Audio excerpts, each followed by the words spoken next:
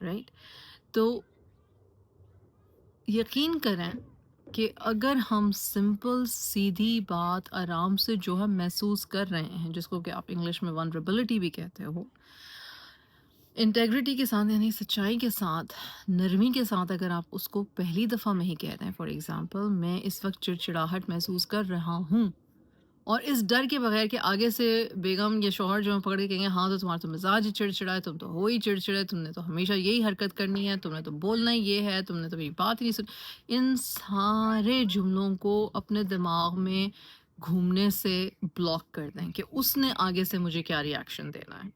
آپ نے اپنا سچ بولنا ہے اور ساتھ میں یہ کہنا ہے کہ اگین ونربلٹی سیکنڈ، کہ میں نہیں چاہتا یا چاہتی کہ میرے منہ سے کوئی غلط بات نکلے. ہمیں تھوڑی دیر کے لیے اس بحث سے بریک لے لینی چاہیے. That's the step number 2. Number 1 سے کہ ٹیمپریچرز ہائی ہیں. Number 2 take a mid break.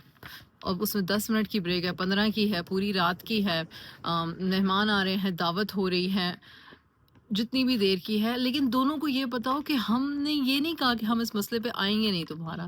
اس وقت ہم مزید بدمزگی بڑھانا نہیں چاہ رہے، اس لیے ہم بریک لے رہے ہیں. اس میں آپ نماز پڑھیں، قرآن پڑھیں، واک کریں، گھر کی صفائیاں کریں، لانڈری کریں، کھانا کھائیں، دوستوں کے ساتھ باہر چلے جائیں، کوئی مسئلہ نہیں ہے، کوئی مسئلہ نہیں ہے. ایز لانگ ایز آپ دوسرے کو اور آپ کو یہ پتہ ہے کہ واپس بہتر ذہنی حالت میں آ کے بہتر الفاظ کے ساتھ اس چیز کو ڈسکس کیا جائے گا. اور تیسری چیز کیا ہے کہ واپس جب آئیں تو ذہن میں ہو کہ اس کا ریپیئر کرنا ہے. ہم نے اس بات کو سمجھنے کی کوشش کرنی ہے. میں کئی دفعہ یہ بات کر چکی ہوں کہ بہت سارے مسئلوں میں 60% مسئلوں کا حل کوئی بھی نہیں ہوتا سوائے اس کے کہ میں نے آپ کو اکنالج کر لیا، آپ کی بات سن لی، کہہ دیا کہ ٹھیک ہے آئی انڈرسٹینڈ کہ یہ بات آپ کو بری لگی ہے، اور وہ آپ کی وجہ سے نہیں لگی، ہو سکتا ہے کسی تیسرے بندے کی وجہ سے لگی، لیکن آپ تیسرے بندے کو جا کے کچھ کہہ نہیں سکتے ہو. تو کم سے کم اکنالج تو کرو کہ تم نے صبر کیا ہوا ہے، یا تمہارا اب دل کے سامنے والے کی حوصلہ افزائی کر دو کہ بھئی آپ کا بڑا پن ہے، تھینک یو ویری مچ، یا کہہ دو کہ I am sorry I make it up to you, ہم کچھ کر لیتے ہیں، ہم اکٹھے کوئی اور ٹائم نکال لیتے ہیں اپنے لیے. ریپیئر کا مطلب یہ نہیں ہے کہ ایگزیکٹلی جو پرابلم ہے وہ اسی وقت اسی طرح سے ویسے ہی ریزالو ہوگا جیسے کہ سامنے والا چاہ رہا ہے. ہر وقت ہمارے ہاتھ میں یہ کنڈیشن ہوتی بھی نہیں ہے، رائٹ.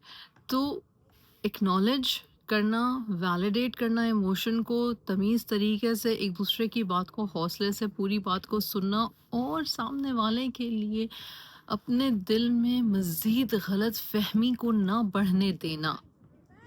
پرسپیکٹیوز ڈفرینٹ ہو سکتے ہیں، پوائنٹ آف ویوز ڈفرینٹ ہو سکتے ہیں، لوگوں کے پرنسپلز ڈفرینٹ ہو سکتے ہیں، لوگوں کی ویلیوز ڈفرینٹ ہو سکتی ہیں، لوگ بزدل بھی ہو سکتے ہیں اور لوگ بہادر بھی ہو سکتے ہیں. جو میرے لیے بہادری ہو سکتا ہے وہ سامنے والے کے لیے بزدلی ہو. پوائنٹ آف ویوز ڈفرینٹ ہے. سمجھنے کی ضرورت ہے، دل میں وسعت پیدا کرنے کی ضرورت ہے. آئی ہوپ یہ ہمارے کام آئے گا. جزاک اللہ خیر.